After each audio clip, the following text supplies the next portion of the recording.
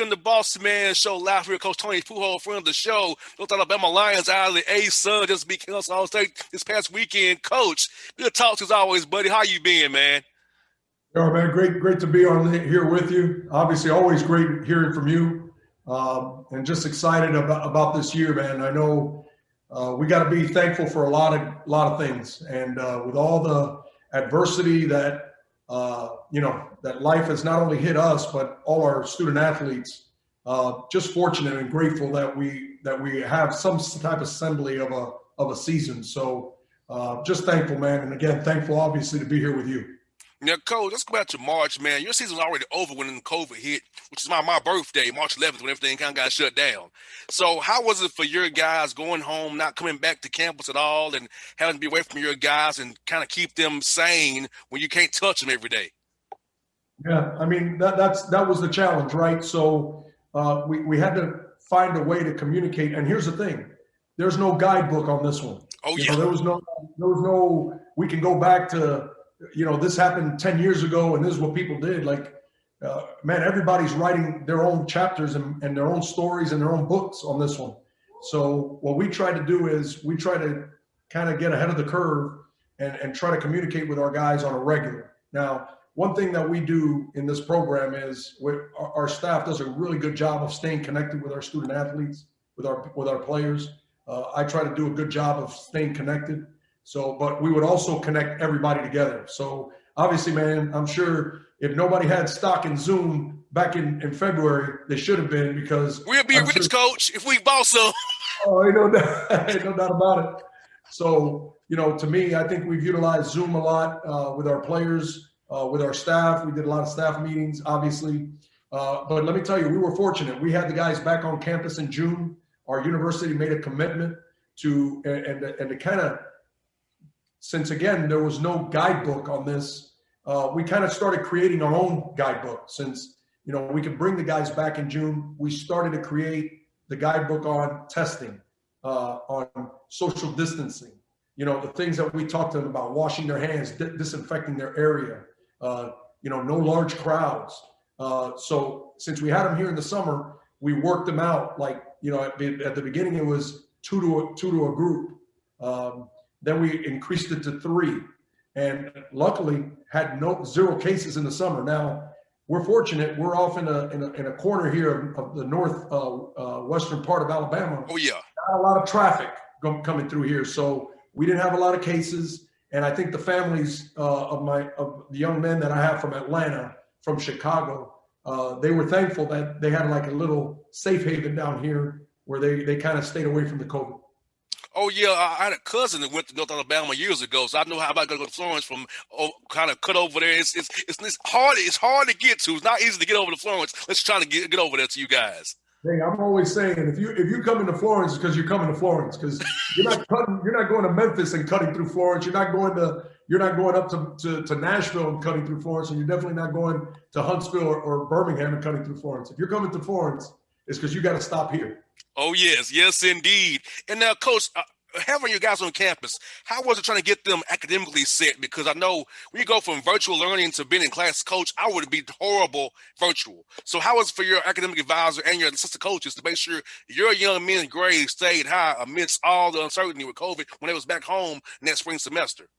Yeah, there's no question that was another challenge of ours, right? Because all this is new. And even as a staff, it caught us by surprise with a few of our guys. And I'll be honest with you, we learned some lessons with it. And the lessons I think we learn is that not everybody learns the same way, right? So there are guys that can pick things up quickly and they can do things virtually and they're fine.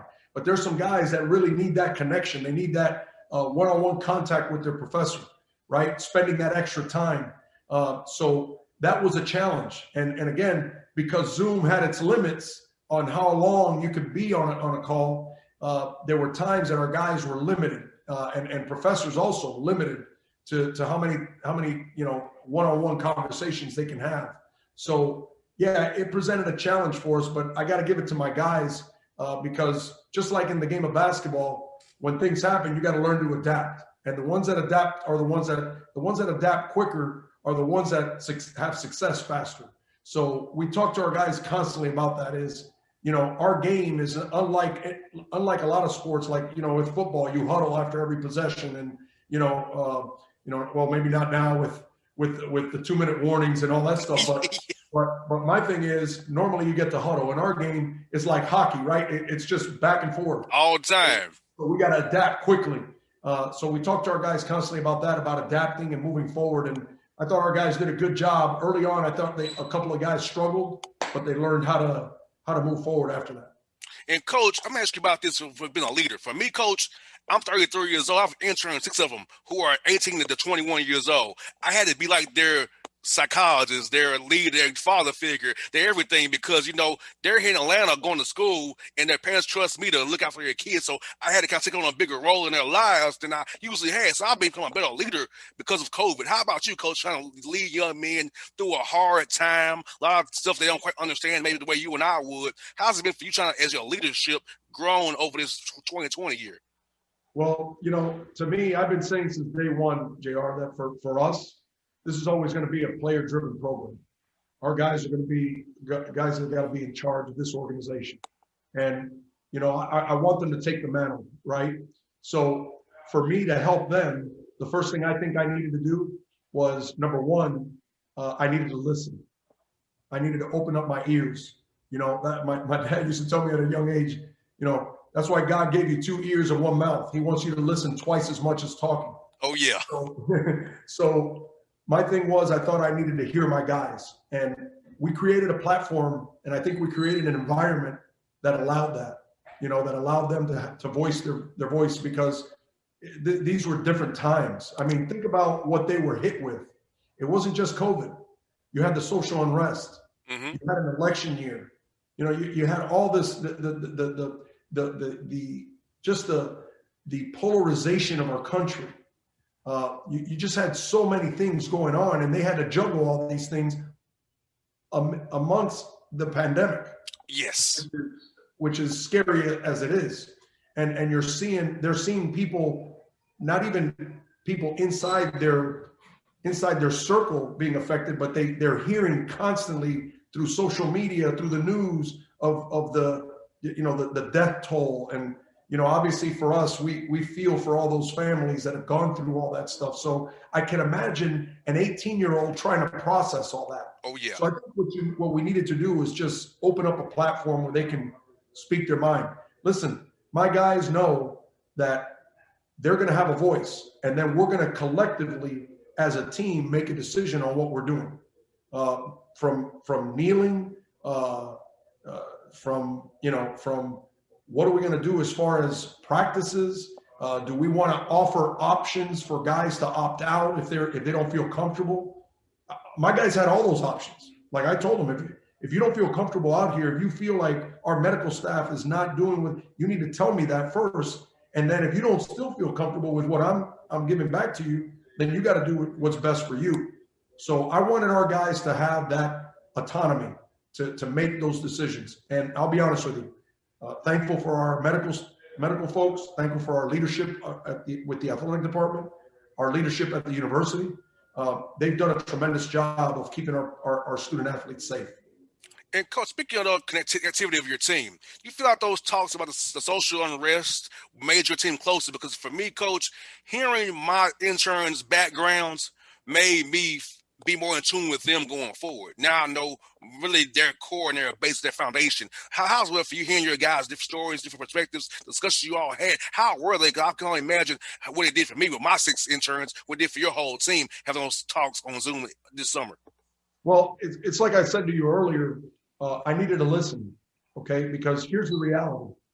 JR, I'm a son of 2 Cuban immigrants, okay? I'm not a black man. Okay, I'm a Hispanic man. Okay, and now that doesn't mean that my family hasn't gone through, through some injustices. I mean, I come from a country where you had a dictator. Mm-hmm. Okay, now what we saw, what I grew up in, wasn't black or white. Ours was rich or poor. Mm-hmm. You see what I'm saying? Oh yeah. So I grew up in a poor neighborhood in Little Havana, Miami, Florida. Okay. So, and there were Cubans that they had money. Oh, yeah. So there were some injustices going on through the same core of people. Just we were different. We were in different. Same thing, different race. That's all it Atlanta. is. Yeah, that's all it is. So that part I can connect, but I don't have the history of some of my black athletes who have lived and listened to their fathers, listened to their grandfathers and grandmothers, listened to their aunts, and what they went through in the 60s and the 50s and the 40s and the 30s. Like, I don't know that. I don't have that history. So that's the part that I was telling you. That's where I needed to open up my ears. Oh, yeah. I needed to listen. And not only did we speak to our student athletes, but we also spoke to, I'll give you an example, Wendell Gunn. He was the first black student to graduate from the University of North Alabama back in the 60s. Wow. And he went from the first graduate here, he worked in Ronald Reagan's administration in the White House. And he's a board member here, and they got a building named after him, and he lives here part-time in the summer. So I sat down with him and I asked him about how life was here when he was on campus. Wow. And the insight, JR, that he gave us, priceless. And that's the type of stuff that has been discussed in our organization here with our players, is we all got to listen to each other. Yes. But the reality is, and listen, I know you hear a lot about Black Lives Matter, and then the people say all lives matter and all that. The way I equate what's going on in our country right now, yeah, all lives do matter. But that being said, that's like if I have 4 kids and one of my kids gets in a car wreck and she's in the hospital, okay, and she's in intensive care and she needs help, okay? My other 3 kids' lives matter, but the one that's in the hospital, she needs my attention right now. Oh, yes. And that's what we have to understand about this scenario here today is, yeah, all lives do matter, but my black brothers and sisters right now are in critical care, and we need to take care of them. Oh, yeah, Coach. And you know, Coach, my father's 80 years old. So, and my mom's 70. So they grew up here in Atlanta when Dr. King was around. So I have firsthand stories of how it was here during that time. And for me, I feel like, Coach, I have a duty now to do more than I have been doing because of what my parents have this year has spent a lot of time telling me about how it was here when they were younger. And so I grew up like you did, Coach, in Vine City, right in the shadow of the Georgia Dome. Very, very poor community. For me to get out and come to where I am today, Coach, I feel so blessed, you know, that my parents didn't have a lot to give me as a kid, but I never let it bring me down. And like you got out of Little Havana.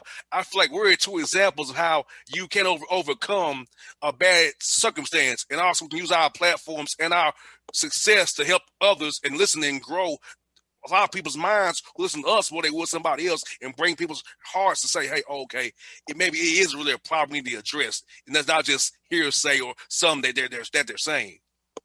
Well, I'll tell you this. When you just shared with me your story about your parents, it brought chills to me, because to know that they were around with a man like Martin Luther King when he was around, and the change that he made, because to me, guys like, so to me, a person like Martin Luther King, Muhammad Ali, Mother Teresa, these are people that put dents in the universe, man. They really have made changes that impacted a lot of people's lives. Like, I love the fact that your life has been impacted because of that. And to me, we have to understand we're resting on the shoulders. We're right now standing on the shoulders of those people that are carrying this weight, that have given of themselves to better our situation. So, you know, when you talk about your parents, to me, your parents gave you you had a front row seat on how to move forward, on how to overcome resistance. Like you had a front row seat, like I had a front row seat, right? Mm-hmm. Adversity is going to hit you, man. But you saw firsthand the people that loved you the most, how to overcome those resistance and that adversity. So believe me, you're right. You should be blessed and feel blessed that you had people maybe couldn't give you all the monetary stuff you wanted. Just like my parents, they did the best they could, but they left you a drive that has propelled you where you are right now. And that's kudos to you and your family, man. And Coach, I feel blessed. I can take care of my parents now with this radio show the Lord has blessed me with, because who would have thought a kid from Vine City, living the way I grew up, would have a radio show that's nationally syndicated now, heard by from Chattanooga to Macon, plus other affiliates, man. Coach, I'm living a dream, Coach. And I'm going to tell you, Coach, I had no idea the impact that my show had. So people emailed me and said, JR, thank you for the show. So it's a break from the monotony. It's a break from the same old thing every day. So thank you for your story. The show people you have on your show is making us better. Thank you for Coach. I'm telling you, man, I never thought about the show was that impactful until COVID hit, because people email me saying that the guests I have and the stories they're hearing is helping them get through this bad time. And no doubt. And let me tell you, that's what we're here for. I think in this world, man. I think that's the way we got to just understand that we're just a small part of a bigger picture. And if we just do our part, man, like I tell guys all the time, like my guys, I talk to them about changing the world, right? Well, how do you do that? Like, how do you go out and just change the world? Well, I'll tell you how I think you need to start. It needs to start right here within your own heart. Yes, sir. Okay. So I think once because that's where the battle lies. We gotta get rid of all the things, because all of us have good and bad. We all do. And what we got to do is we got to internally fight that battle, push the bad aside, and then just make ourselves better. Then we got to go out and impact our local community. Okay, things we can touch and feel. So because we all know, like in my community, there's the west side of Florence. Okay, and to me, we all see it, and we need to help there, and we need to go in there and put our resources there, okay, to help folks. And if we're silent, we're really the enemy of that. Oh yes. So my thing is take care of yourself, take care of your local community, and once you have that, just trust me, you'll start impacting the world, because you're reaching to so many people, and those people are reaching people, and that's the way it works, man. And Coach, I've decided to do that, Coach. I'm gonna tell you, man. I've talked to Carmen Mazzarello at Siena about what he's doing, Coaches for Change, and I want to do that here in Atlanta to help the people in my old community, Vine City, East Atlanta as well, because it's definitely a split. A highway, I-20. It's like Buckhead is this way, but when you get flat below I-20, it's despair, and I see it. And I want to address that, like you said, Coach, make the parts of town that's not desirable better, because everybody sees the Buckhead in downtown, but they don't come over right by across the street from the Dome is Vine City, English Avenue, where I grew up at, Cleveland Avenue, East Atlanta, Gresham Road. So we have to make those parts of Atlanta, bring it up to snuff, get to have better stuff. So Coach, I'm with you, man. I see it, and it's in my heart to make the city of Atlanta better in 2021 and beyond, because of things that you saying right now, what my parents have told me, and what they put in me, in this charge they gave me the rest of my life to make a difference in the city. And I'm going to do it, Coach, no doubt. 100%. I'm with you there 100%. And like I told you, if we see it and do nothing, shame on us. Shame on us, man. Okay? Because the reality is, we all know this. We live in one of the richest countries in the world. Yes. You cannot tell me that we cannot help every single person in our country and in this planet if everybody connects. You got that right, Coach. You know what I'm saying? Oh yeah, Coach. You got that right, my brother. And Coach, let me ask you this quick about this week, Jacksonville. How was it being playing back-to-backs. Tell me about that, because I know that's new for you guys this year. I know it's to prevent travel, of course, make it life safer. How's it been for you, and how was coaching on that second night after night one of giving your energy, all that energy on that first night there? Well, I can tell you this. You're right. There is some positives to us playing back-to-back and going to one site. But I want you to know you got to be careful with it too, because when you're playing back-to-back games within 24 hours, your guys better be recovered, because that's where injuries can happen. Oh, yes. Okay? So there's some positives and some negatives. So that's one of the things. If you look at our roster and you look at look at the times of our guys playing, not one of my players in conference play, really during the season, not one of my guys is averaging over 30 minutes a game. We are balancing as much as we can, keeping our guys under that 30-minute rule, because if you're averaging more than 30 minutes on a weekend, trust me, you're going to feel it now. Oh, yeah. Now, the good thing about it is then you got 5 days to recover. So now it's a different type of setting. Now, to be honest with you, from a scouting standpoint, it's much easier, because normally we would play on a Thursday in one venue, and then we got to turn around and play Saturday in another venue, may have to travel, who knows, right? But it's two different teams. Now you only got to worry about one. The other part, the chess match, is that 24 hours. The folks make adjustments. Are you ready for those adjustments? And, man, I'll be honest with you, it's different, but I've enjoyed it. Listen, I'm just thankful, to be honest with you, through this COVID year. I'm just thankful that we're hooping, man. Just thankful. Oh, yeah. The last one I got for you, Coach, this may be some congratulations with your time with me today. Tell me your quarantine hobby. Mine was playing the guitar. I'm a guitar player now, Coach. I can do it pretty good for you. What was your hobby this time in the quarantine? Man, listen, I've already seen every Netflix show. I've worn out Disney Plus with my kids. I've worn out what's the other one? Amazon Prime Video. So I'm like a movie guy, but I'll tell you what I also did. I also broke down. I went back, watched every game last year of my team leading into this year, looking to see what the things that we needed to do. And then not only that, but then I also started catching games from teams that were playing this year. I watched a ton of their games from years before. So I did a lot of preparation for my team as far as, getting them here in June. What are the things we were going to do? What are the things we were strong at? I wanted to continue to strengthen. What are the things we needed to work on that we felt? So we identified a lot of those things. But yeah, I would have to say, man, you played the guitar. I wore out Netflix, man. Hey, listen, I got my money's worth. Ain't no doubt about it.